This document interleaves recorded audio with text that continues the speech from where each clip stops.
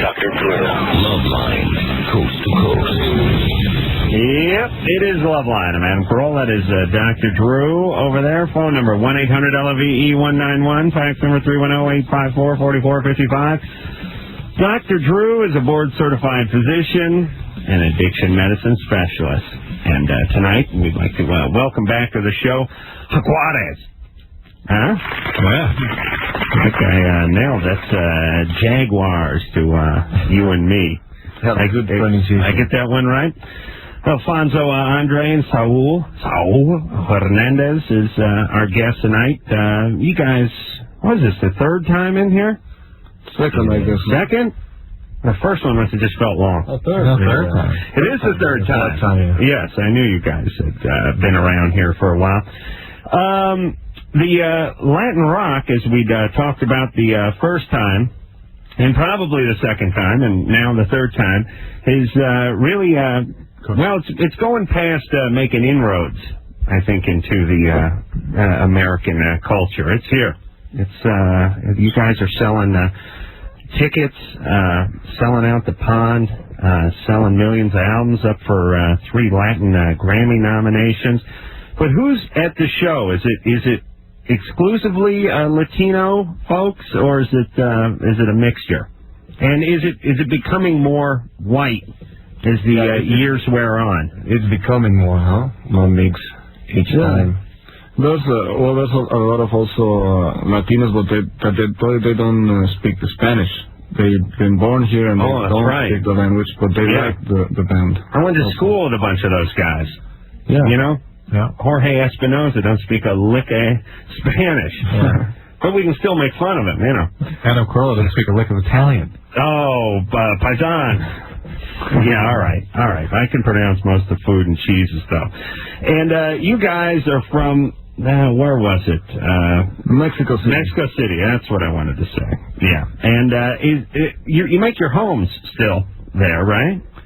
Well, Saul has moved wisely out of Mexico City because it's really a nasty place to live. Yeah. I heard it's the smoggiest place on earth, which, as an L.A. resident, made me feel good. Because I always figured we were living in the smoggiest place. I have patients that live down there. Really, the main thing that gets you was the crime. Yes, it's very scary. Very, very scary. Crime, and we are like 22 million people in the city and surroundings. And we are a lot of people. Too much traffic. Well, they got it. But it's really nice in sense of madness, and a lot of things happen in the city. It's really surrealistic. It's nice. You guys got a new president now, right? Yes, a new party ruling. For 70 years we had the same one. Right. It was like a dictatorship. Is it a good thing of the one? We don't like it very much, but the change is good. It's a good thing. The guy's really, his ego must be brimming because every interview from every Latin guy here's how it goes. So you like the new guy? Well, no, we just didn't like the old guy.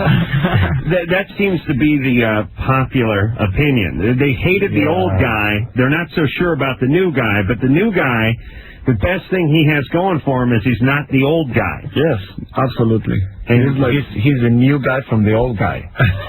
Oh, really? He's from the old party? He was from the old party? This is a new party. But the people vote against the old party. So this is the one who became more confrontation with the old party, and the people start to believe what happened, and we hope something really is going to change. Well, what do you care? Where are you living now? Now I escaped. He still lives in Mexico. Oh, you're still in Mexico, just not Mexico City. Yeah, he moved to the beach. Well, now how does it? I thought the whole place was a beach. How does it work? How do the elections work? I mean, here we do the president once every 4 years. They do for us, 6 years. 6 years? Yes. Yeah. See, if you factor naps in, I think you're on about the same timetable. You know what I'm saying? This is a little more laid back. All right. We will hear something from Jaguares off the Mission Impossible 2 soundtrack, which is, how'd you make it onto that? How'd that come about? We really don't know. Some accident happened, and some people from Paramount Pictures called to the office and asked me if I can write a song for the soundtrack. And that's it. I came and I worked with Stuart Copeland. Yeah, Stuart Copeland was on the show, I think, about a year and a half ago. Yeah. Smart guy, nice guy. A great musician. Also. Right. And we worked together with a couple of friends from Puerto Rico. They played percussions. Had you worked with Stuart before? Did you know his work from the Police? Yeah, Did you want to work with him? Yeah. Actually, we make... there was this tribute album to the Police made by Latin artists, and Saul was in that one also. They were talking about that last time. Right. Yeah. Which song did you do for the tribute album? I choose one. Does Everyone Stare? It's from the Which album? Regata de Blanc. Yeah, well, the thing about the Police is all their names are some kind of Spanish. What does that mean? What are the two? They had the Regato de something and the Blanco de. What? Sendiata Mundata? Yeah, now what's that mean? Nothing. Absolutely. They said that it means queremos tacos. That was Stuart said in Mexico in the conference. That means queremos tacos. Okay, so this is the only signification. All right, we will. You guys know how the show goes. People call in, they bare their souls, and we make fun of them. Kiki, Kiki. Oh boy, Caller goes by Kiki. Hello? Yes, you're 34 years old. What's up? Well, I can't have an orgasm when my husband and I are having intercourse. Yeah. And I'm 34 years old. Is it too late to even try? Am I over the hill? What should I do? When can you have an orgasm? When I'm having oral sex. Okay. And you've never been able to have an orgasm through intercourse, right? Never. With anybody. With anybody. Okay. Well, you can always work on it with your husband. I mean, we can talk about Not it. with. No, I mean, to give him, sort of, you know what I mean? Just bring it up and work on it, and I'm not saying you're using it It's right. not going to work. How about... I've been faking it for so long. I don't... Oh, have you been faking it? Yeah, I have. I feel Good girl. That's Good great. girl. Yeah. Listen, a lot of people get offended when they hear that. I think it's the greatest gift a woman can give to a man, to fake the orgasm. Right. You guys comprende with the fake orgasm? Yes, we comprende. That's right. Very good. Wow, I almost had one. Hey, Kiki. Yes. Here's how you could possibly have yourself an orgasm while you're having intercourse with your husband. Okay. You got a pad and pencil there? Uh-huh. Okay, write this. Ink pen, right. Write this down. Okay. Dildo. Uh-huh. Okay, I'm done. Now, get a vibrator, right? Okay. And then you get the vibrator going, and you get the clitoral stimulation going while your husband is having intercourse with you. Right. Then you have your orgasm while he's in you. Okay. Never work. It'll work. It'll work. Sometimes it does. It can work. But It's your only option. Yeah, that's right. the only option. Okay. Right. So he won't catch on that I'm doing something different. Listen, And guys. I've been faking it for so long. No, not about the No. faking. No, just tell him. Tell me when to introduce it. Guys believe exactly what you want them to believe. Okay. Oh, okay. Okay. All right, Kiki. So you get that vibrator, not one of those big novelty ones either. Just a small one. You can direct the pressure on the clitoris. All right. Okay, I'll do that. Okay. Bye. Here's in Spanish, clitoris. Clitoris. The accent. Oh, I see. Yeah, that's how my grandmother pronounces it. I swear to God, my grandmother pulled me aside and said something was bothering her. She listened to the show. She said, "It's not clitoris, it is clitoris." I said, "How do you know?" I have many friends who are doctors. They all say clitoris. I said, "Well, Drew's a doctor." She sort of believes, now that we're friends, you're no longer a doctor. You're just one of my F-up buddies. So we looked it up, and it says you can go either way. Which I knew there was something we need to talk about tonight. Remember last night we left off with the...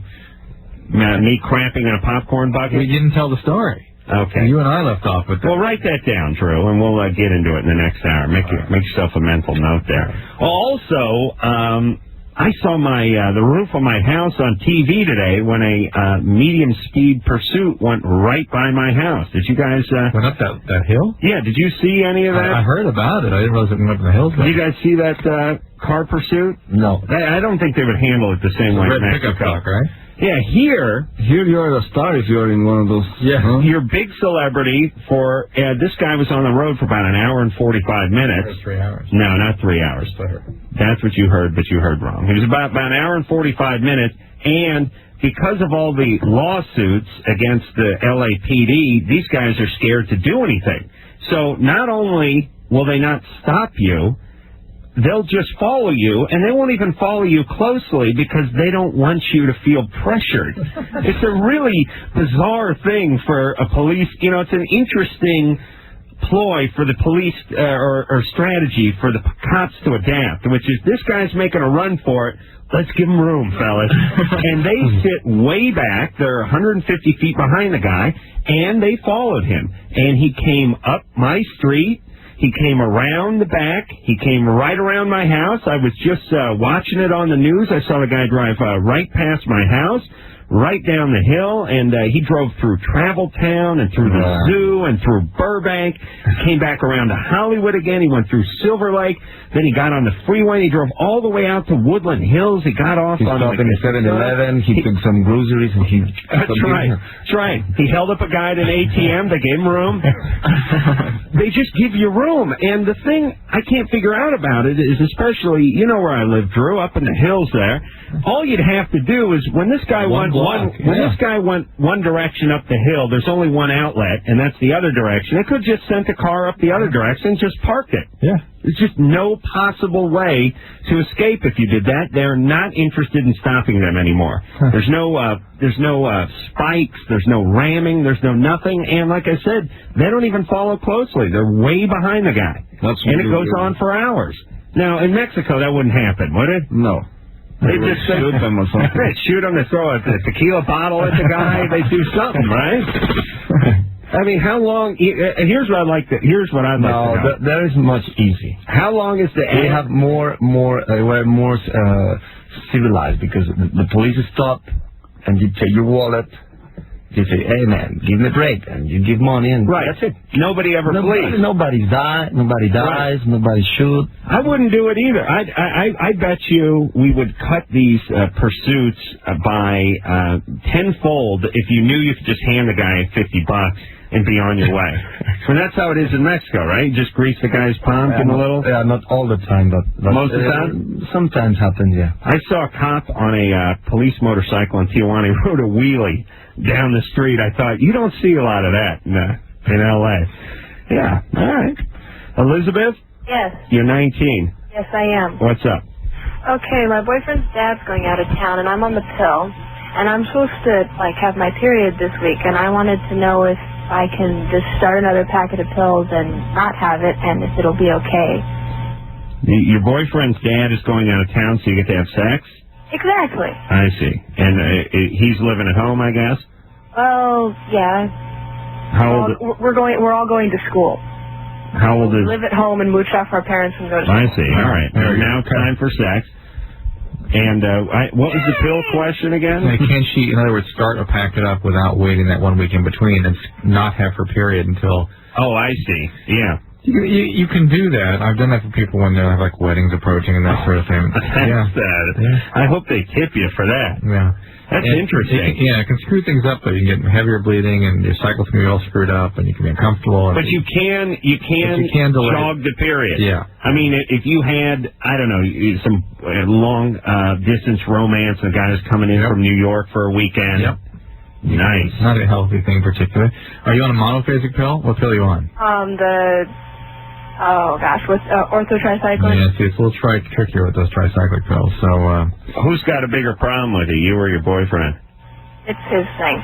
He's not into that? No. Yeah. Oh, not be such a pussy. Thank you, Drew. Yeah, just tell him to lighten up.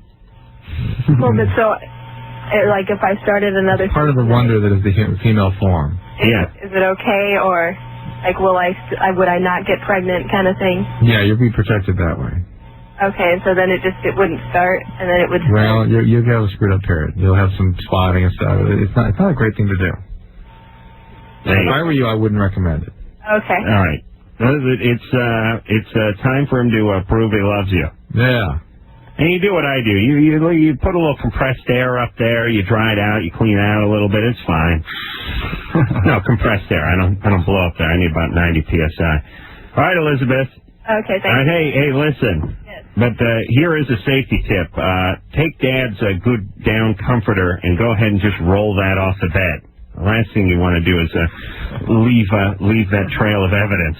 Do you know what I'm saying? Don't worry, we're smart. Yeah. All right. Good luck to you there. The section went on in the bedroom. Brittany? Yeah. You're 14? Yeah. You're on with Jaguares. Okay. That's good, huh? Okay. Yeah. Me and my boyfriend, we were having sex, and I don't know if it was the position. We were in doggy or whatever, and I don't know. I started queefing and all, and like all of my juices just like went all over his stomach, and You were squirted. right. Yeah. You guys, they were in the doggy. What the hell? What the hell is the dog? Perro. Perrito se dice en Spanish. Perrito. De perrito. Perrito position? Perrito position. Perrito position? Little doggy. Oh, the Paquito Perro position? De perrito. Right, okay, so that's the doggy position. Right. And how do you translate queef? I know. You know, with the, you guys, right? You have a word for that? Not farting. It's what the noise. Farting Oh, you call it farting? It's a vagina farting. Okay, good. Okay.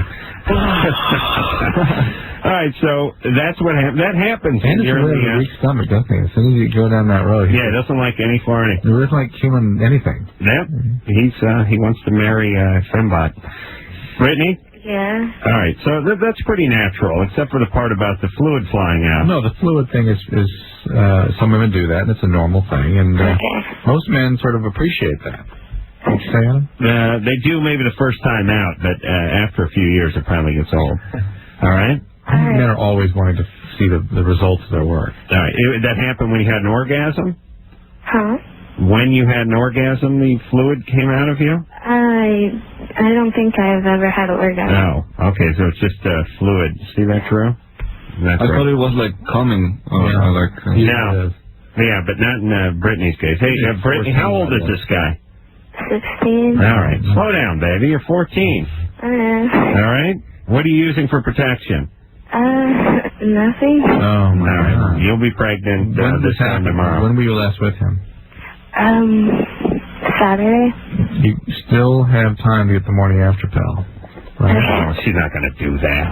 1-888 not number 2 late. 1-888 not too late. Call the number. They'll refer you to someplace local. Hey, Brittany. Yeah. I know you're stupid and young and horny and you make a lot of noise when you have sex and everything, but we're now warning you, okay? You're an adult. You're doing it in the paddle position, and it's time for you to get some protection, all right? Well, hey. my friend, we're supposed to be going up there to GYN sometime. You're going to the gyno? Right. All right, get going. Get that morning after pill. Keep it in your medicine cabinet. He's got to use protection until then. You're going to get pregnant, you idiot. On the pill. Se ponga un bozal. All right? Yes. All right. Carito protection. Yeah. Hey, that's what's going on in Mexico City, right? Not enough birth control, too many people, then you get crime, then you get smog, then you got to move.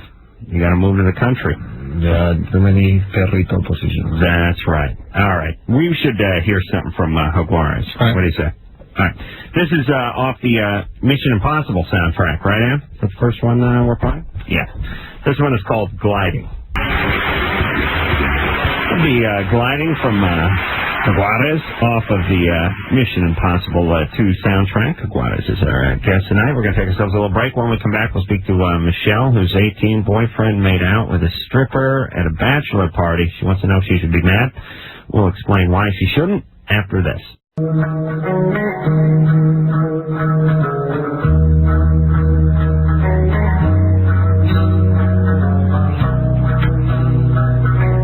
It's Loveline. I'm Adam Carolla. It's Dr. Drew over there. Phone number 1-800-LVE-191. Alfonso and Saul are both here from Jaguares. And Drew apparently is out of coffee, and he's about to throw a hissy fit. You all right, Drew? Just trying to catch any else's attention, man. All right. You need some sort of, you need one of those buzzers that the teller presses with on a the foot when the hold-up man comes in. Oh, yeah. The red light goes off over Danielle's phone. Actually, while I was going through those machinations, I was thinking about the fact that there were demonstrations today. The Adam Carolla demonstrations. There were a handful of unemployed actors who showed up at the K-Rock studios this morning to demonstrate against me and some comments that I made against my own union, SAG and AFTRA, when I did the... support them. I should support this issue. Craig Kilborn show. Oh, who cares? That's my point. Well, you haven't thought it through. You just don't like people whining, that's all. I'm just... listen, actors... Here's the problem with actors, and... anyone who knows me can identify with this. You have a very, very bad combination between incredibly inflated ego and a very wounded child, all in the same person. So you have total grandiosity meets a sort of hurt, crushed, insecure little being, and that combo is a horrible combination. I don't mind grandiose, inflated people. Well, wait a minute. If they mean it. If they mean it. They always have that. There's a handful of guys out there who really can back it up, like myself, thank you, who I'm fine with. I enjoy those kind of people. Those are what you call colorful. I call that sociopath. But the actors, here's the combo. Grandiose meets wounded child meets tons of free time equals picketing and letter writing. They're on strike. I told them to get back to work, essentially, and quit their whining. And now they're all upset, writing me letters and picketing and so on and so forth. Well, correct me if I'm wrong. What? For you. We have not discussed this, by the way. Yes. We're just saying it the first time right now. It was a joke. What? What you were saying. Not really, no. It was a joke. What are you talking about? You really don't care. You don't care either way. I don't really care. But it was a joke. No, not really. If it weren't a joke, you wouldn't have mentioned it. Oh, I said it because I was trying to get a laugh, but I do feel that way for the most part. Yeah, but really you don't care. No, I don't care. Okay. Listen, if somebody can get paid for a job that they do years after they've done it, more power to them. But I wouldn't cry about it. As I'd mentioned on Kilborn, if I'm with a hooker, I don't have to give her 50 cents every time I whack off to her in years to come. I just pay her the $150 for the one time. And when I was a carpenter, when I built a deck on someone's house, I didn't get $10 every time they threw a barbecue. They paid me for my day's work. I got my money and I went home. I didn't keep ringing them like a bar rag. Fine, get back to work. That's all I'm saying. Drew, I appreciate you trying to get me out of trouble by giving me the opportunity to say I was just kidding. And I am, in the sense that I'm trying to get a laugh, and it's true, I don't care either way. I know you don't care. I know I don't care, but that's the funny thing. I actually would support that. They want me to apologize for not caring. You haven't thought it through, so you don't even know if you care or not. But I know I don't care. So. I just don't care. Yeah. All right, they should all get back to work. That's all I'm saying. Michelle? Yeah. You're 18? That's right. What's up? Okay, well, Hold on a second. You realize we're in a union, Drew, I know. where the president of our union played the teacher from Boy Meets World. Do you understand what kind of insanity that is? Impressive. All right. That's all I want you. How can you take that union seriously? Ronald Reagan was the president of that union. Michelle? Oh, wait, Adam. Uh-oh. Looks like some of Culver City's finest have slid into the building. Hope I didn't do anything wrong. Yeah. Michelle? Wait, maybe they can tell us something about the What's up? Leave him alone. Michelle, what's up? Okay, I've been going out with my boyfriend for a little over 2 years now. He's a really good guy. He loves me a lot. I know that. Oh, boy. He's a really good person. All right, stop convincing us. Just tell us what went on. What did he do? Okay. Oh, he made out with the stripper? No, that's incorrect. He went to his friend's bachelor party, and, the stripper was jumping around, putting whipped cream on her boobs and sticking her chest into people's faces. Bad whore. And people were licking the whipped cream off of it. Yeah. Well, my guy did the same thing. And, it really hurt me when he told me. And he told you? Well, yeah, I asked him what happened, and he told me, well, she came, she did her little lap dance, and she my face also. Mm-hmm. And I said, well, did you also lick him like everyone else did? And he's like, well, yeah, it was just fun. It's not a big deal. And Right. All right. So what do you care? Not a big deal. I know that. He's the world's greatest guy. Just the thought of it, it hurts. And it was really, I usually don't get upset with a lot of things. I don't let things bother me. Oh, yes, you do. You let everything bother you. Where's Daddy? Daddy? Yeah. He's downstairs. Yeah. You like him? No. Why not? He's not the best father or husband. Did he cheat on Mommy? No. What'd he do? Why isn't he a good husband? Well, he forced my mom to have sex with him a lot, and so I kind of witnessed this as I was growing up. Well, now we're getting somewhere. Yeah. So he raped your mom and you witnessed it? Well, I wasn't watching, but I heard, and I knew what was going on. All right. Well, that's kind of a pretty traumatic thing for a young girl, right? Well, yeah, but... All right. So those sorts of objectifying, demeaning, powerless or disempowering situations can be really important to you. All right, that's and where any it's woman, from. And for any woman, this, although Adam has no sense of this, this is a. Well, I don't care. Same you with don't the care, actress here. but it's a violation of trust, and it's sort of it's gross. Your wife's listening. No. I think.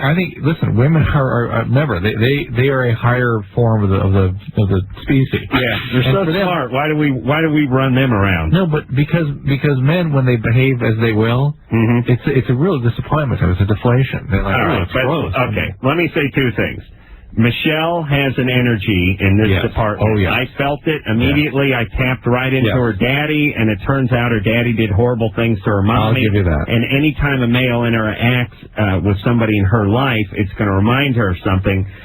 Yes, your boyfriend, who's the world's greatest guy, fine, leave it at that. He just did what everyone else does at a bachelor party. Big deal. This is what young guys do. You go in and get some therapy for what happened to you. And I don't want to defend the guy, but this is something that guys do all the time. It's no big deal. Let it go. Get some therapy. Have you been watching The Big Brother at all? And number two, hold on a second. It's interesting. I had a conversation about licking whipped cream off of boobs just before I left my house today on the way into the station. I talked to a friend of mine who's in Montreal, and he's up there for the comedy festival. And he was an old roommate of mine. And the first thing I said was, you having a good time? How are the strip clubs? He said, the strip clubs are great. Anything goes in Montreal. And it's cheap. It's 10 Canadian, which is like $6 American. But anything goes is great, except for you don't want to be licking some boob that some fat Canadian guy who'd had 16 Molsons under his belt was suckling on 5 minutes earlier. And I said, you're right. And he said, yeah, you know me. When I go to the bathroom, I use a towel to open the door. I'm not going to be sucking on some hooker's boob. Who is this? This is Cordy. Oh, my God. So I said, that's right. And I said, they should carry moist towelettes, wipe themselves down in between guys. And then I said, if I were a stripper, that'd be my name, Moist Towelette. And I'd pass myself off as a Frenchman. And I would say, my name is Moist Towelette. And give everyone the feeling of cleanliness. You know how a name can sort of invoke certain feelings? Come across as toilette. Again, I'll pronounce it. Hello, ladies. My name is Moist Towelette. And I would pull one of those things right out of my fly. I have the dispenser in underneath my shorts, and they could keep pulling them out. Be like a clown, like when all the clowns get in the car. Yeah, Moist Towelette. That's a good name for a French stripper. But I want you to watch. I want you to do me a favor, and this is not what, just for promotion purposes. The stripper on Big Brother is challenging our sort of routine assessment of stripper and what puts them in that. I never heard of Big Brother. What is that? Yeah, it's a TV show. It's pretty much every night on cable. CBS. Yeah. CBS. CBS. Yeah. Oh, that's old people's channel. I don't watch that. I have to analyze some of the stuff that's going on in that house. And you're on that show now? Yeah, I'm on that show. Ooh, boy, they're scraping the barrel. Yeah. Thank you for the. What happened to Dr. Art Uline or Dina Dell or one of the real TV doctors? Not cool enough, I guess. But she is really interesting. I mean, I would just be interested in your thoughts if you tune in. It was like one night. When's it on? It's on pretty much every night at 8. All right. Well, I usually don't watch a lot of TV. Just watch, because this one is because I think there's more. True. You know, I only watch 6.5 hours of TV a day, so I don't always have time to squeeze new shows into my slots. Liz? Hi. You're 20? Yes. What's up? Oh my God, Saul? See? Can I talk to Saul? Yeah, here he is. Hi, how are you? Oh my God, I'm such a big fan and one of your biggest fans, and I wish I could have been there in your concert on Saturday, but I couldn't get tickets. At the pond? I'm not sure exactly where it is. Where else? So she can get tickets. Right. Well, you're calling from L.A. though, right? Right. All right. Right. You got a question for someone? Yes, I wanted to know if you guys are gonna make an English channel, an English CD. I was turning on Loveline right now, and I heard them, and I'm like, what the hell's going on? Oh yes. Yeah. So I was just wondering if you're gonna release an English. Well, not now. First, I have to go to some Harmon Hall. ¿Cómo se dice? Some classes. ¿Digan español? Yeah, but you know the fact is that I don't think in English, so I can write in English. So. Yeah, but hold on a second, though. I think in Spanish, thankfully. So here's the deal: can't you just write the songs in Spanish and then translate them into English and then learn? I mean, you speak French. English. Yeah, you can sing, I mean, just phonetically. I mean, the Beatles had, like, Love Me Do in German or something, all bands do that all the time. Horrible. Okay, it sounds like crap. That's true, but you could do it.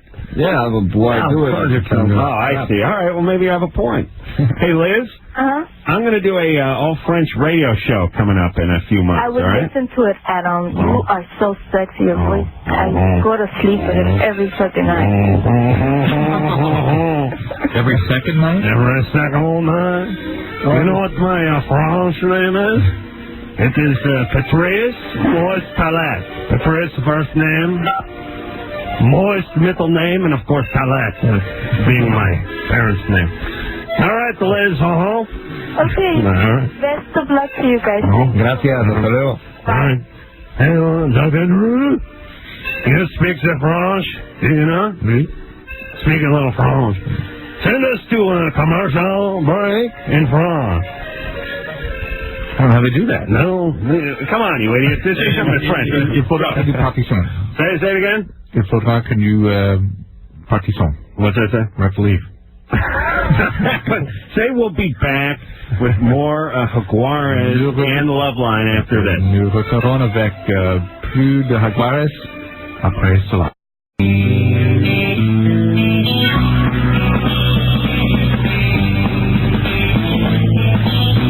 Hey, it's Loveline. I'm Matt Carolla. That is Danica Drew over there. What do you think about that strategy, though, of telling the Culver City PD you do 65 down Culver? Quite down. Phone number 1-800-LOVE-191. Alfonso and Saul are here. They're from Jaguares. We'll hear something else from them before the night is through. But first, we got to finish this popcorn bucket scenario. People waited till last night. Okay. All right. Here's the story, and I hope we're not boring the guys. This kind of humor crosses all international boundaries. It's what we call poop humor. There was a time in my life when I was sort of banished to the garage.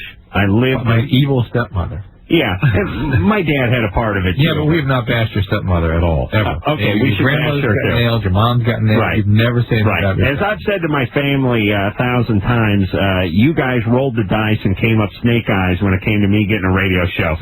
My poor son of a bitch parents never thought I'd get myself a radio show, and now it's payback time. And the whole nation can know what crappy parents they were. It's time for revenge. Yes. Okay. Those sons of bitches thought I'd be crawling under a house for the rest of my life and not telling anybody about what horrible parents they were. Well, now it's payback time.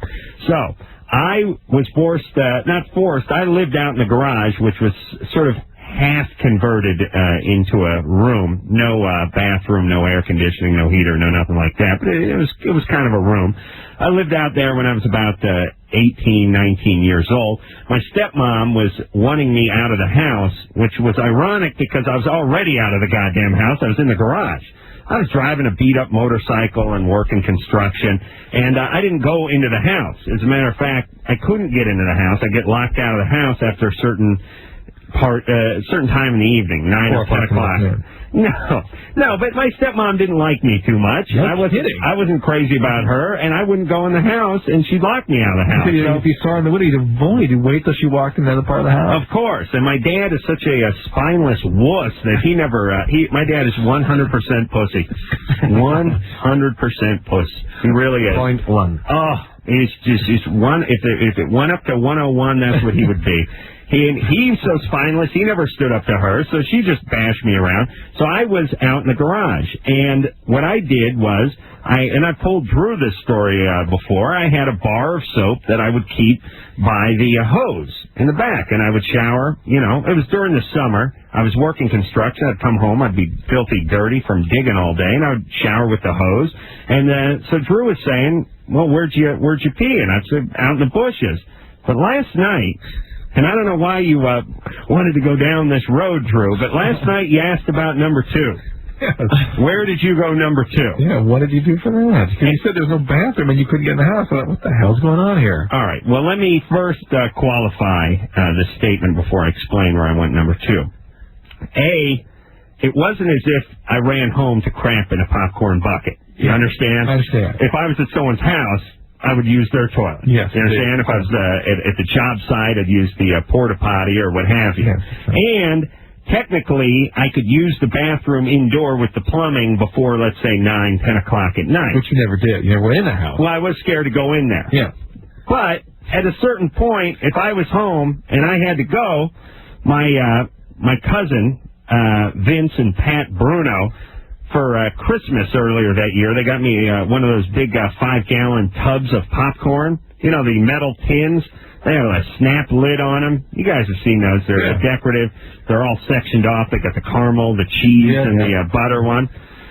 Well, after I was done with that, I was looking at it, and I thought, hey, it's got a nice airtight snap lid on it. It's sturdy construction, and it's easy on the eyes. I mean, it has nice pictures of Santa Claus and Rudolph on the sides. Very festive, very festive. So I told Drew much too. I think his and Ann's whore. Well, Ann, I don't think slept last night. She was tossing and turning thing about the popcorn bucket I crapped in when I was 18. I told him I used to crap in the popcorn bucket. Yeah. Yeah, not just I did it. Yeah. But I did it, and I'd emptied every 3 visits. I think I may have said 2, but yeah, could have been 3. Hey, it had a snap lid. Hey, Drew, what the hell do pioneers do? Yeah, they went somewhere a fair distance from where they slept, I suspect.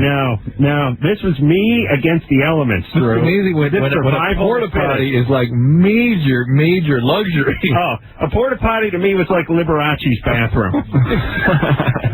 It really was. Oh, Ann, are you all right? Yeah, Ann, you okay? You're recovered from the... Okay, all right. All right. She's okay. All right, are you done? How would you dump it? We dump it in the pool? What pool? Pool. Yeah, that's what I did. Well, I don't know. I'd go out and hose it out or something. You hose it out in the backyard. It was my bathroom. What do you want me to do? You just crap on the floor? Well, my buddy Ray did crap on the floor once just as a joke, and my dad did walk in and find it, by the way. That was a good one. But by then, we were so far gone, it didn't matter anymore. I swear to God, the chimpanzees have better hygiene. Drew, Holly Mountain. What would you have done? What would you have done? I ask you. I'll ask Jaguares. What would you have done? You'd have to do it. What are your choices? You have no choices. I don't know. Dig a hole. Dig a hole. Dig a hole? I couldn't dig a hole. Then my stepmom would have thrown me in it and buried me. Should have seen as a golden grave. Back to the evil stepmom. You can buy big Pampers. I don't blame you. The big Pampers for the 10. I blame her. You blame my stepmom? Yeah. Well, she was bad. Yeah, no doubt about it. Right. Michael? Yeah. You're 30? Yes. What's up? How's it going? Good. I had a question regarding heroin. I started the use of it about 9 years ago, and I was smoking it. Mm-hmm. And what the effects of aluminum foil have on your body? Because I've heard of Alzheimer's and different things that. Are you off the heroin now?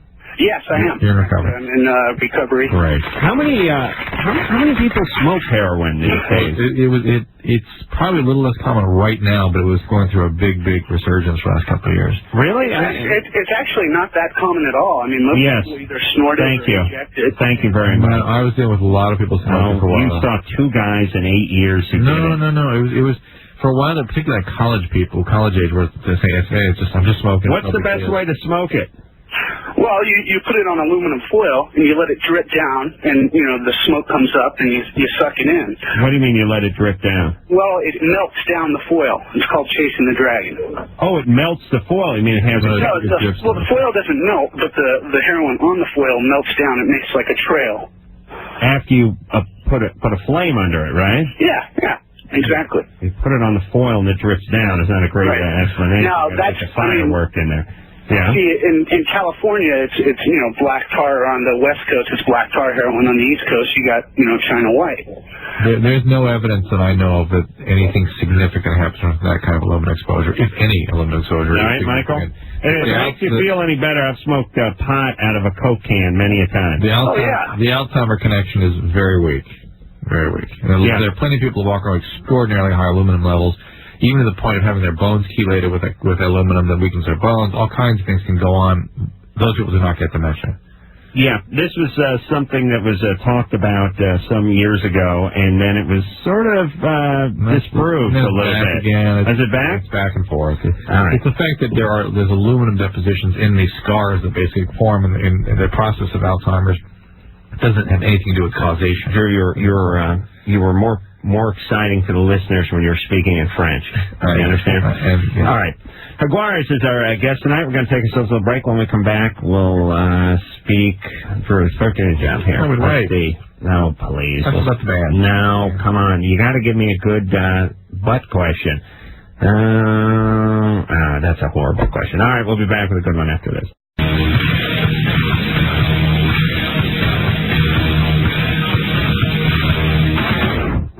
Nick, it is Loveline. I'm Adam Carolla. That is Dr. Drew over there.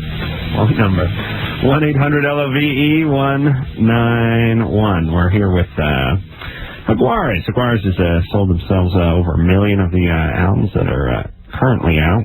Their latest album, which is something we'll hear something from and sometime in this hour. 5 million over their career. Doing all right. We have Alfonso and Saul here from the band. I think this is their third time here. That's what I'm going with. Drew, you with me on that one? Third time. All right. Yeah. Saul thinks 2, but I say 3. Or as we say, Trace. That's La tercera vez. That's right. Priscilla? Asleep. Really? Oh, she's been on hold for 84 minutes, almost an hour and a half. Priscilla! Yeah. Oh, hey, there you go, baby. You're 17. What's up? Hi. Well, I lost my virginity like 4 months ago. Mm-hmm. And like a month and a half or 2 months after that, I started getting these fainting spells. Like I was out in the middle of the parking lot and I just fainted right there. And I've done it 4 times. What's up with that? Have you been evaluated for it? Well, they took me to the hospital the first time and they did a bunch of tests and they didn't find nothing. I suspect that the fact that you lost your virginity 2 months prior is sort of a spurious association. Yeah. There's nothing causative about that. What do you think the chances of young Priscilla knowing what spurious or causative means? None. Okay. Spurious is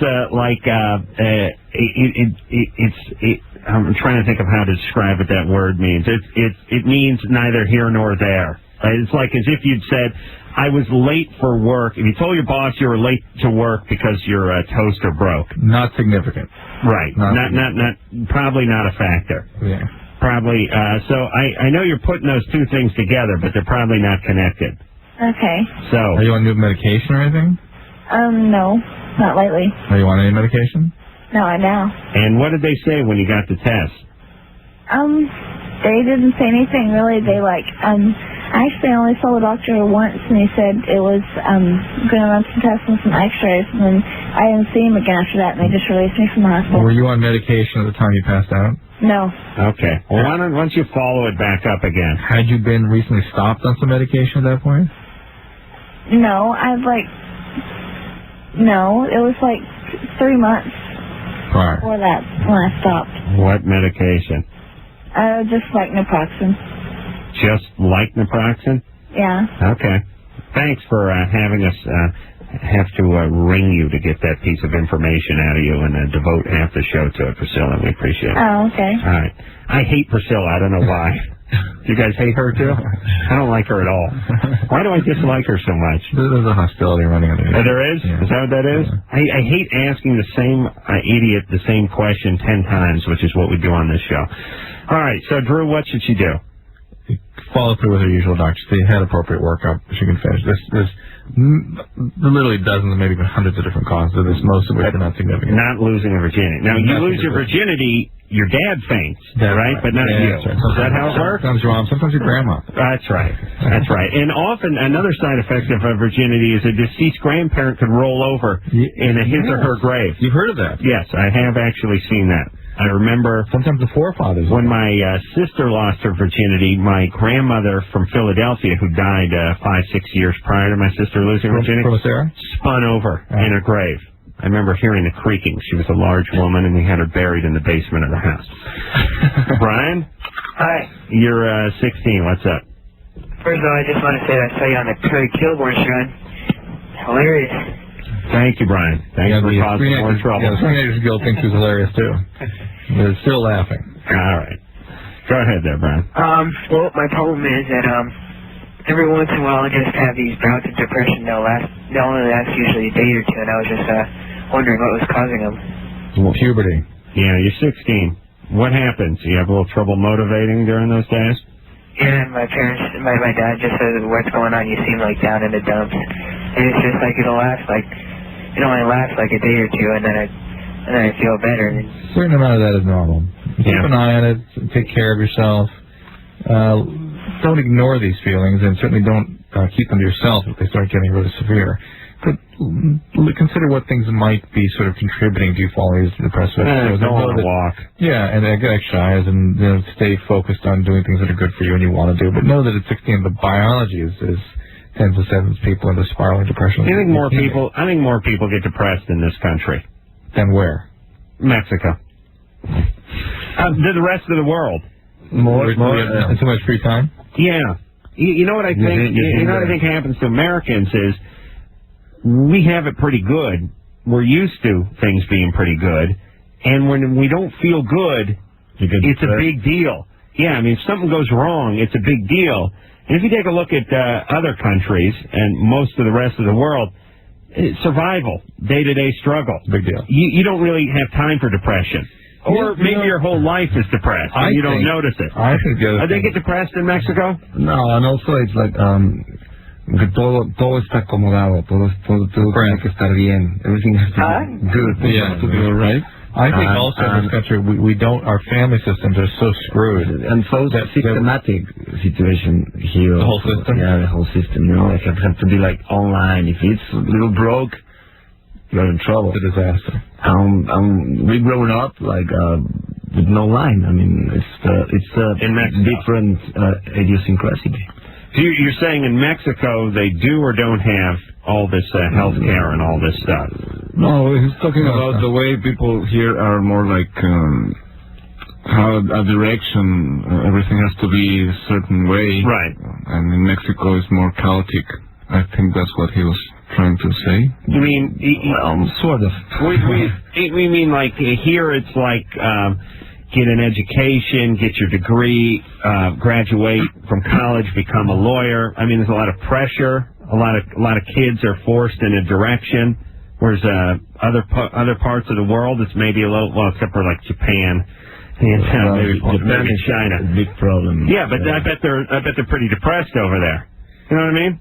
Hey, listen, I just came back from Jamaica. No one's depressed over there. They're just high, and their motto is just hang loose. Yeah, no, it's not hang loose. Those are the Hawaiians. Yeah. Or, by the way, also high and happy. Yeah, the more pot that seems to be in the culture, and the closer the beach, the less the depression. Now here at Jamaica, it's no problem, man.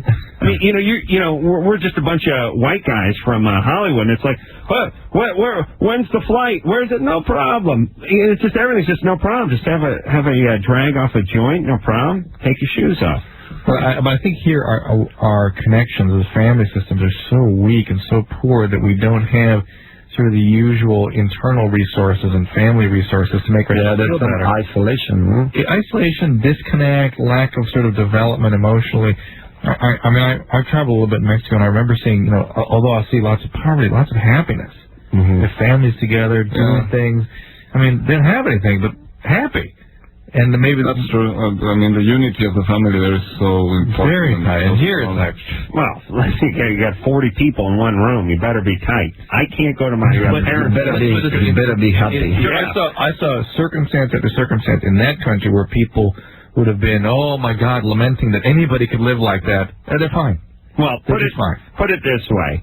The overwhelming majority of Americans between the age of 15 and 40 look at their parents as a pain in the ass. Drew, I know I not only speak from personal experience, but I know you have certain feelings about your parents. You don't want to go camping with them, do you? No camping. I mean, you go over there twice a year, Easter and Thanksgiving, you've had an ass full, right? Could you imagine moving back home or something like that? Right. All right, so here's the point. In what other country does the average adult look at their sort of aging parents as a pain in the ass? I think only the United States, and that's why this is the greatest country in the world. Don't ever forget it. We not only neglect the elderly, we abuse them. Oh, boy. What's that? Rogelio. Yeah, what's up? Hey, you're 26. What's up? I have a question for Jaguares, actually, for Saúl and Alfonso. Great. Is that all right? Yeah, go ahead. All right. ¿Cómo están, compas? Bien, muy bien. ¿Y tú? Muy bien, gracias. I said, how are you? And he said, fine. Okay, Drew? I got it. Right. Okay. My question, one of my favorite songs, Las Ratas No Tienen Alas. What is the meaning? What's the significado behind that? What is that about? Es una crítica al gobierno, al sistema político. Criticism to the system, the political system in Mexico. De traición. Yeah. Talks about betrayal. Y bueno, like rats, como ratas, pues no pueden volar. Is that why you guys don't trust the new system that's in? You just figure it's more of the same? Well, that song was right in the old system. Right. Yeah. But I don't know what is going to happen in the new system. Yeah. Maybe we have to write like the new rats also doesn't have wings. I don't know. Do you have any other? Hope not. Any other questions for Jaguares? Not so much questions, just wanted to say muchas gracias for your inspiration. Because of you guys, I play the drums now, and I also write poetry, thanks to Alfonso and Saúl and mamás. Viva el Jaguar y viva el rock. Muchas gracias, Rogelio. Thank you, Rogelio. Thank you. Take care of yourself there. All right. Is that a common name? I never heard that name. It is? Rogelio? Rogelio? In Mexico is common. Really? Name one famous Rogelio, is in the big leagues, or Rogelio Gonzalez in baseball. No. Nice try. Alfonso, now there's a name. Stacy? Yeah. You 15? Yeah. What's up? I was wondering how I should tell my parents that I'm choosing to become sexually active. The way you asked that made us suspicious already. Yeah. Why do you want to have that talk with them? Because I want to be honest with them. Why?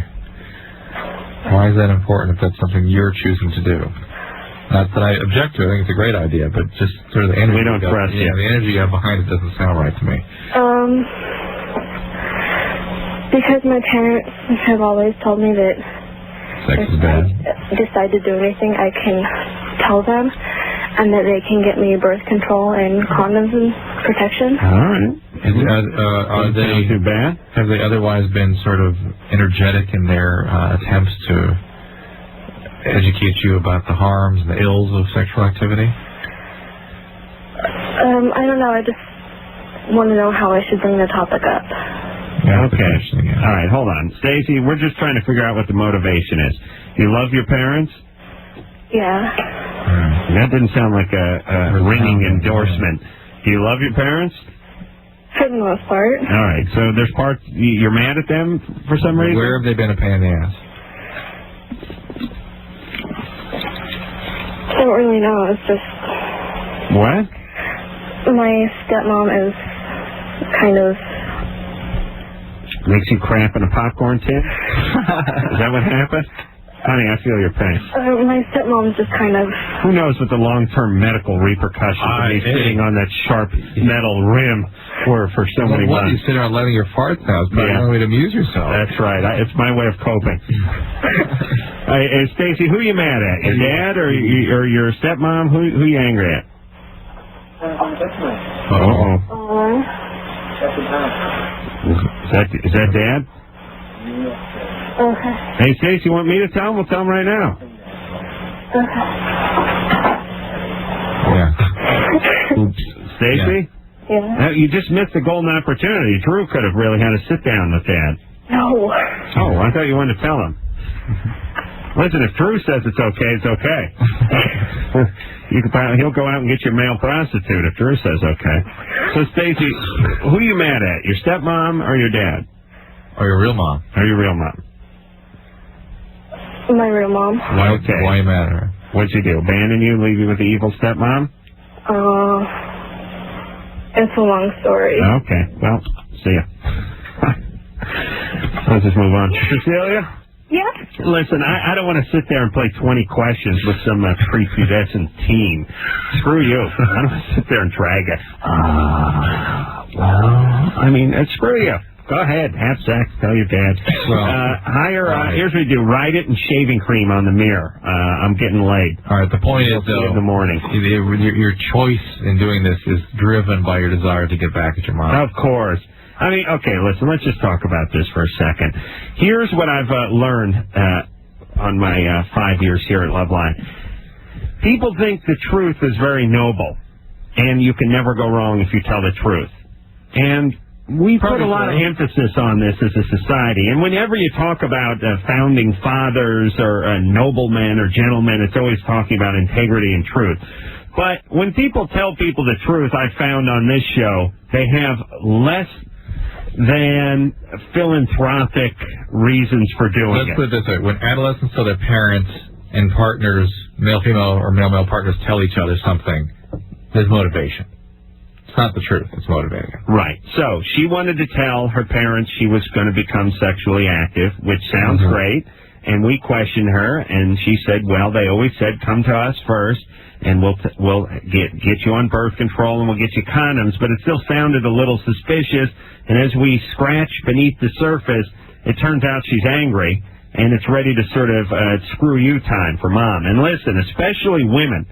Women are very vengeful, spiteful creatures. They really are. Men would be, but they're fixated with their penis, and they have sports, and they're basically busy running the country. Women have plenty of time to sort of plot and scheme. They're like mad scientists, all women. All women have a little mad scientist in them, you know? And that's how come, that's where the problem comes in relationships. Men don't know what's going on. They're too busy going to work and rooting for the Dodgers, and women are down. They're hard at work in the lab. They really are. So, here's what I'm saying. All you people that have young daughters especially, don't screw with them. They will screw with you one day. You're a dad, you don't pay attention to your young daughter, you drink a little too much, you physically abuse her. Don't worry. It'll be payback time. Yeah, that's true. She'll become a prostitute. She'll do a couple of porn movies. You can have a good time going back to work at the plant with all the guys on the assembly line who have a couple of porn tapes starring your daughter. There will be payback time. And they can make a business together. They certainly can. And she's 15, and it's time to pay him back. So, if I was, what the hell was her name? Miss Bitterman? She should just sit on that. Don't get pregnant, get your birth control, but when you tell your parents, tell them because you want to tell them. Because you want to share it, yeah. Because you want to share it, not because it's payback time. Cecilia? Yeah? You're 20, what's up? Okay, I have a question for los Jaguares. All right. Okay, I just want to know qué significa el symbol que tienes en el primero CD. ¿Perdón? ¿El symbol? The symbol in your first the symbol. Es un cazador. Un cazador. What? A hunter. Oh, I see. The symbol. De la época. Right, the one I don't have in front of me. That's right. Hispánica. Right. I think we got into that one time. Yeah. This thing. The logo, the Jaguares. If Jaguares was a baseball team, this is what'd be on their hat. Yes. Right. I have another question. And I'll tell you what it means in Spanish. Pot plant. That's what this thing looks like. It's a hunter, come on. Oh, it's a hunter. Right. The guy's hunting for a pot plant. You see the picture? for a joint. What else? I just want to know when are they going to be trying in Tijuana? Pues el año que entra, probablemente, porque ahora estamos de vacaciones. Oh, yes. Are you going to play Tijuana? Tijuana? Next year. Where do you play in Tijuana? You play that highlight dome they got over there? In the theater, no? No, there's a bullfight ring that we play there. Y en una explanada que es enorme. And a big... you guys know Tijuana well? No, yeah, it's great. Yeah, it's great. Revolution, Tijuana is great. Avenue, and Tijuana Tilly's, and the Unicorn Bar. That's a good nudie bar underneath Revolution Avenue. Guys perform oral sex on women on stage. Guys like from the audience? Yes, these are professionals. These are drunken Marines. Oh my God! Well, at least that's how it went when I was younger. It's a heavy place. Yeah. It's a good time though. Yeah, you know the thing about enjoy. Well, you hang out in Tijuana for a little while and then you go to Ensenada. It's boring. Tijuana or Rosarito or something. Alguno de los padres que estaba diciendo pueden ir a Tijuana a hacer un rol para que vean qué puede pasar. Yeah. So those parents can go and check out what could happen. Yeah. Yes, that's right. All you bad fathers, go to Tijuana. See where your daughter's first place of employment will be. Lorena? Yes? You 22? Good times. Yes, I am. What's up? I have a question for Saul, or actually I want to tell Saul something. Saul, hi, my name is Lorena. I just wanted to let you know that I am from here. I was born here. I really got into your music a couple years ago.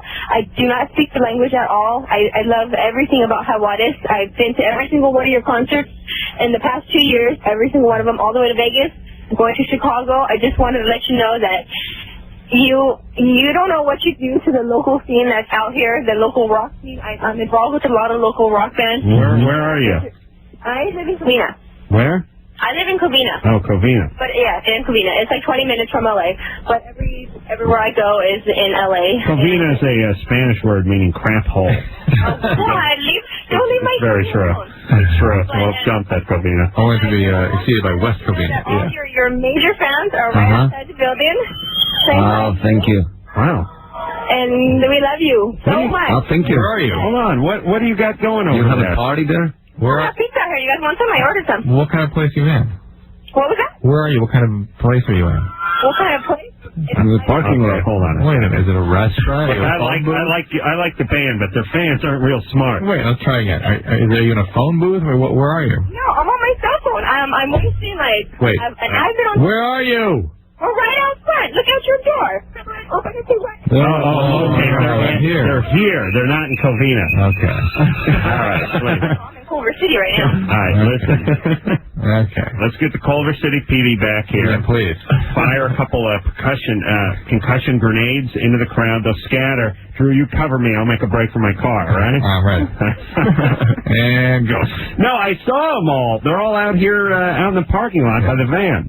All right, listen. I thought those all people picketing your... let's go say hi to them. All right. I'm going to do that. Hold on a second. Lorena. Hey, Lorena. Yeah, I'm here. Do you have any food? Yes, we have pizza. Oh, do you? What kind? We have pepperoni and pineapple. Oh, pineapple. Hey, settle down. Settle down. And sausage and ham. Do you have thin crust? What? Is it thin crust? Or? Yes, it's thin crust. Okay, I'll be there in a minute. Okay, he's going to see me. The band is not... No, the band isn't coming. I'm coming. He's going for the pizza. All right, you talk to those guys. Hey, who do you want to say hi to? I want to say hi to the curanderos. I want to say hi to Nephilim. I want to say hi to... Okay. All right. Wait, it's not American Bandstand. All right, and don't anyone do anything weird to that pizza. I'm coming out there right now. Okay, come get pizza. All right, we'll see you in a second. All right, I'm going to be back with some tainted pizza and Jaguares after this.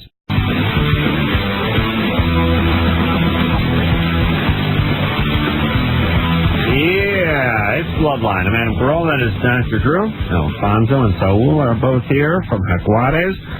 They have rambunctious fans that have camped out in the parking lot, and I just went out there to eat myself a nice slice of pizza, and so did Engineer Anderson. We're keeping it real here. I've said it many times. Somebody sent some homemade popcorn balls over here. I ate 3 of them the other night. They were awful. I still ate 3 of them. And my point is you like popcorn, huh? No, my point is if someone sent me anything, even if it looks like they made it in their driveway, I would eat it.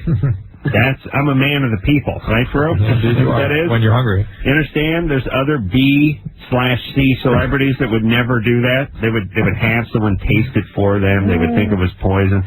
Not me. I trust the people. And anyway, you guys got to go out there and say hi to those people at some point. Yeah, we already did. They already did? Yeah, we take pictures and... Yeah, they want to see you again. A lot of things we do before we... They own Adam now. They're giving him pizza. They're all wearing the Jaguares shirts. One girl has the tattoo of the Jaguares pot plant symbol on the back of her neck.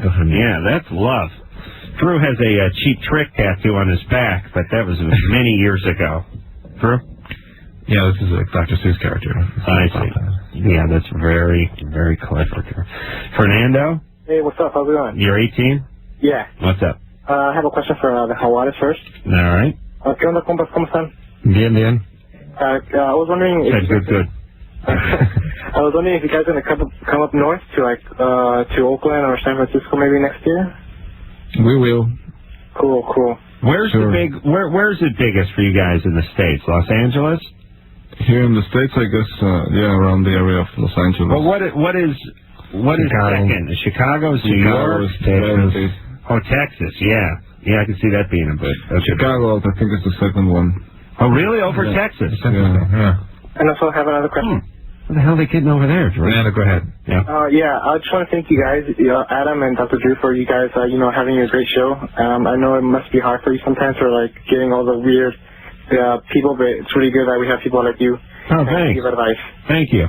And I love the man show. You're great. I think you should adopt that little kid, the little Cub Scout kid. Oh, yes, Aaron, the man show boy. Oh, yeah, you got to adopt that kid. I mean, yeah, he should be your kid right there, man. His mom would appreciate that. Thanks, Fernando. He's homeschooled, by the way.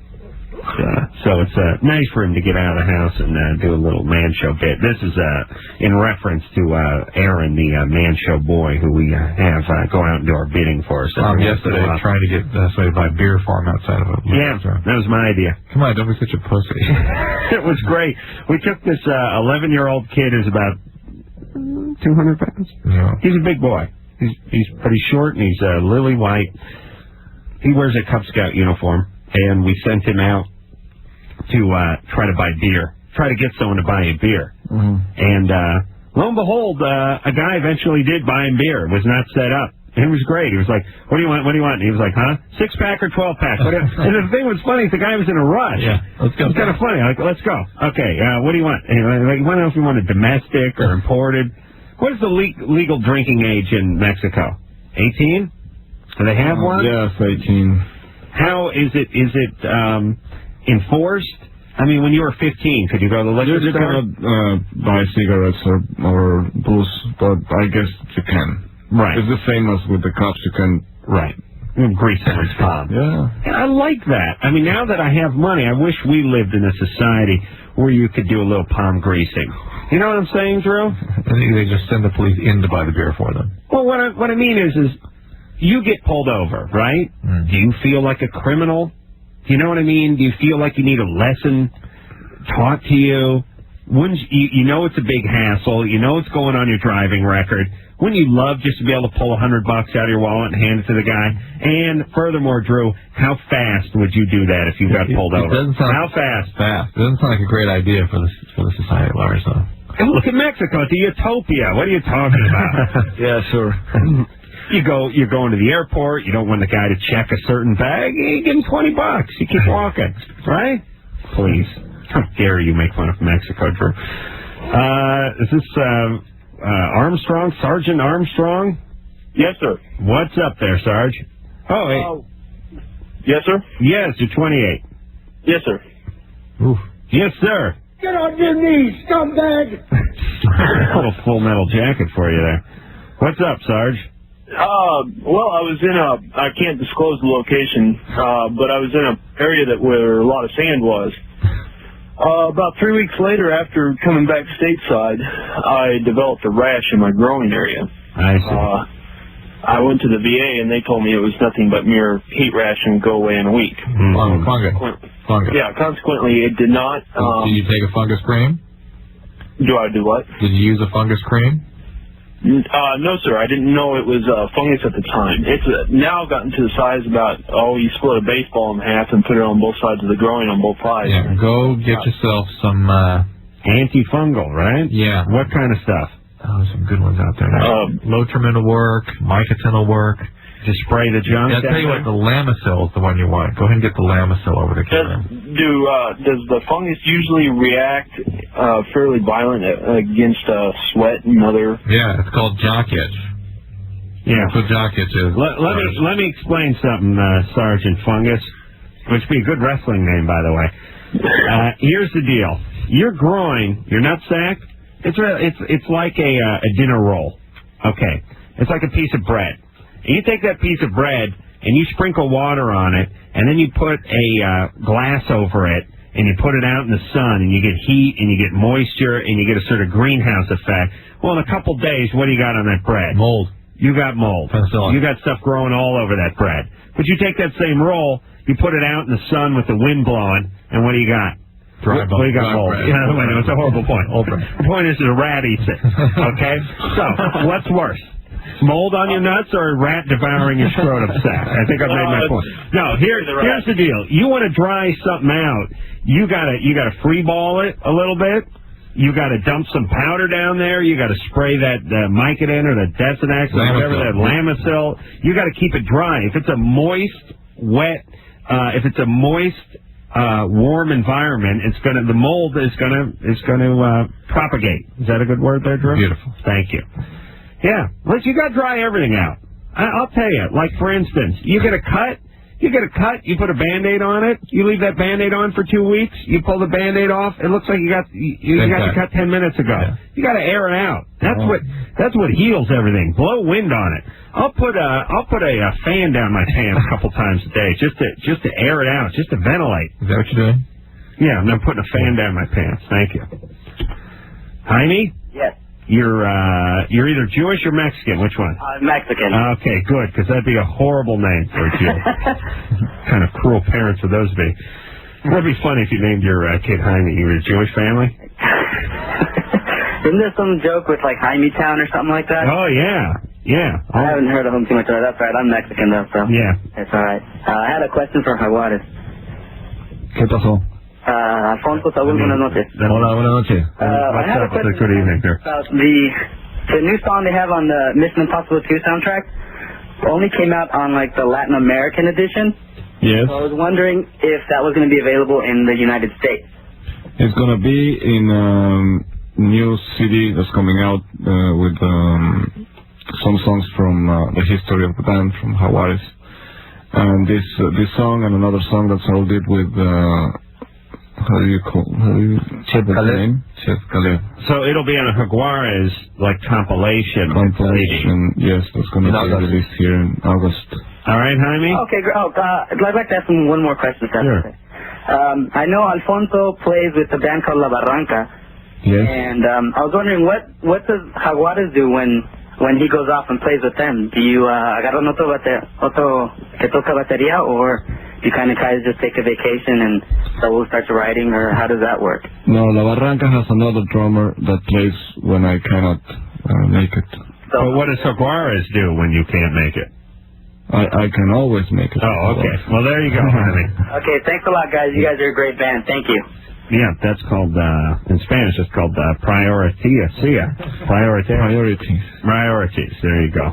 True, you know, the Mexicans, they rip off all our big words, and they try to make it their own, like a dictionary. Like, how do you say dictionary? Diccionario. There you go. Oh, another one of our good words. The other way around. It's still the big one. Parking lot? Estacionamiento. Oh, that's a different one. It's better like parking. Sure, what the hell kind of point are you trying to make? Say parking. Hypochondriac. How do you say that? Hypochondriaco. There you go. So you put the O at the end, like it's all of a sudden like you made it up. Please, who are you fooling? That's our word. You guys start making up your own words. That's the other way around, actually. Those are Latin words, and our language comes from Latin directly. Right, let's not confuse this with the truth. I was on a roll. True. Any more parking lot references you'd like to make, or can we go to commercial? Let's go. All right.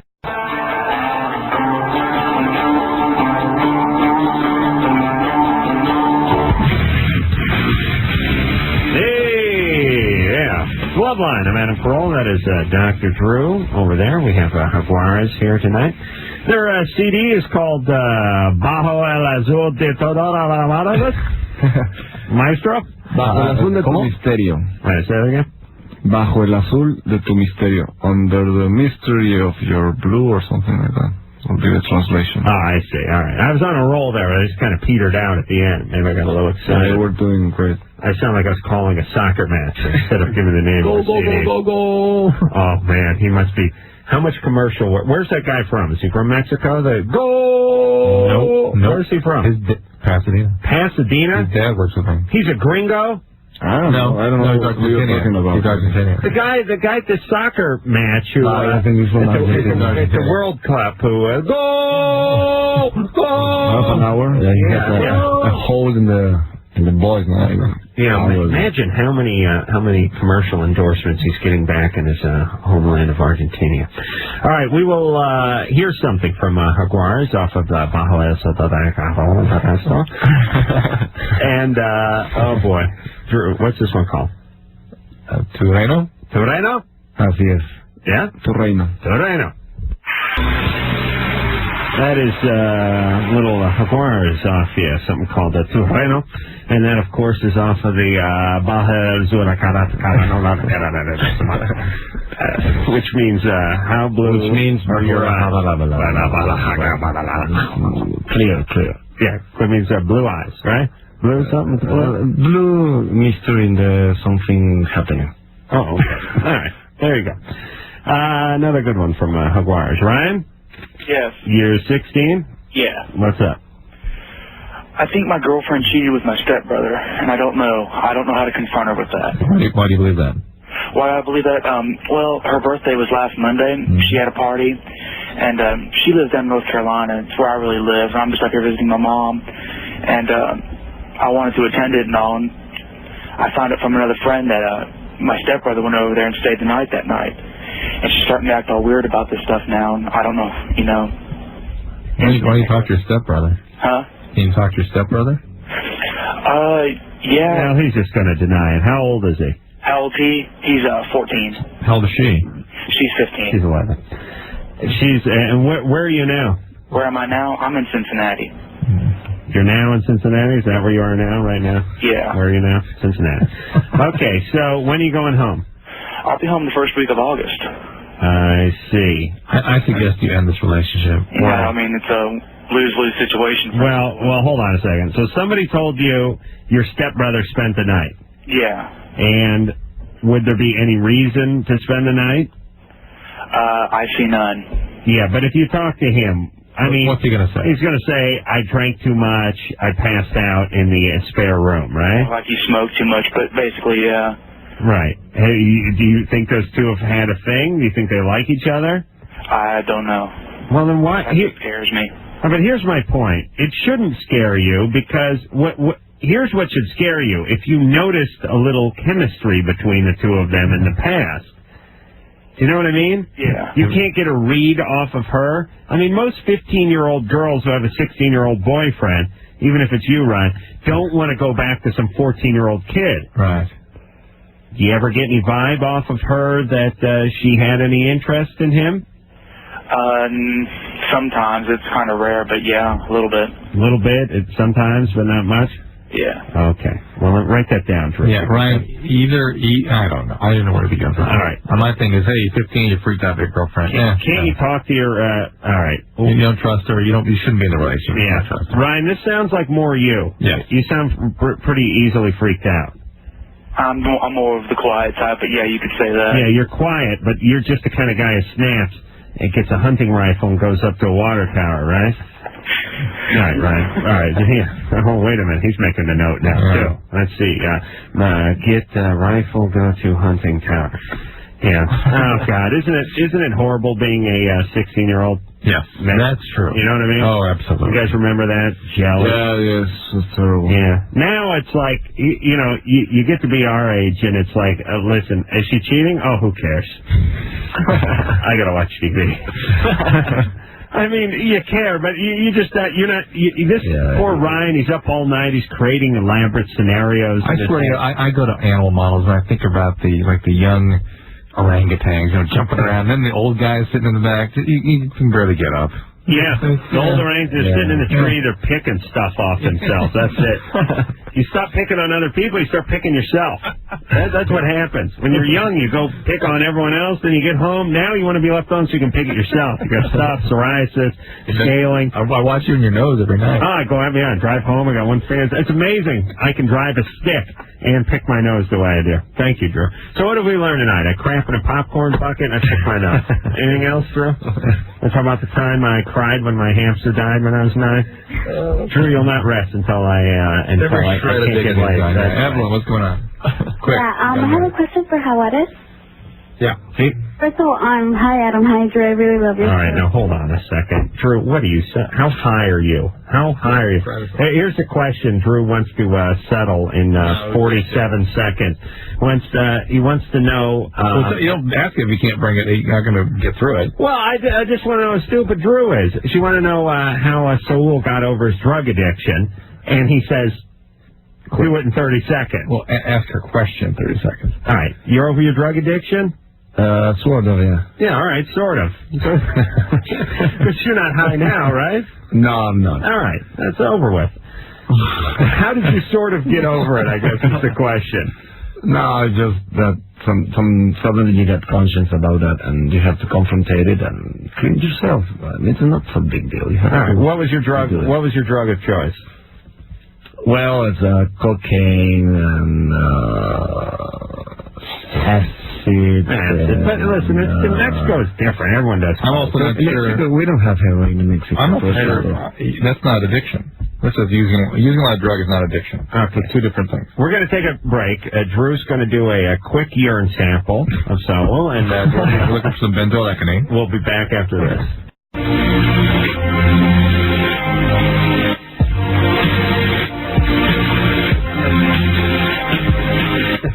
Drew just made a very valid point that Eskimos were worse than Mexicans. You're right, Drew. Thank you. Are you sure you're not just kissing the ass because Jaguares is here tonight? All right. I want to thank you guys very much for coming in. The night flew by, which is a compliment to you because it always means there was some entertainment to be had. Everyone go out there and support Jaguares. They've been here 3 times, so they're officially family. And guys, we do appreciate it. No, thank you. So, until next time, this is Adam Carolla for Dr. Drew saying mahalo. Grandes éxitos en español. This has been Loveline. The opinions expressed on the show are not necessarily those of the staff, management, sponsors, or this station. The producer for Loveline is Ann Wilkins Dingle. Loveline is a presentation of Westwood One Entertainment.